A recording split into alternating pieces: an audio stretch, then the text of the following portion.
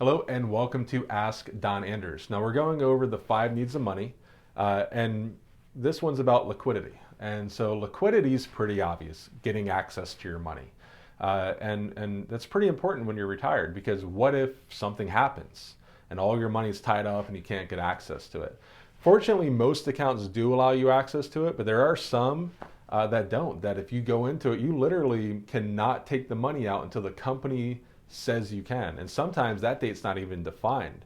Sometimes they'll have what's called liquidation periods or redemption periods, and you don't even know when it's going to come about. So you have to make sure that when you're retired, you have enough access to money.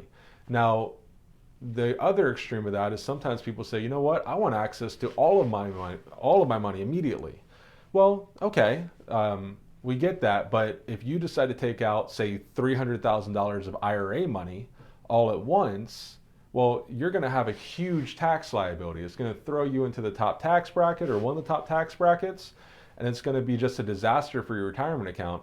So sometimes people will overestimate or underestimate how much liquidity they need. My recommendation is actually look at what your bills are, look at what kind of the worst case scenario of if something really goes wrong, and then figure out exactly what that number is. Maybe throw a few $1,000s on top of it and have that available to you. Also, for liquidity, you might want to look at if you need a big lump sum liquid. If you have, say, Roth money, or if you have non-qualified money, Roth's not taxable at all as long as it's been there for 5 years.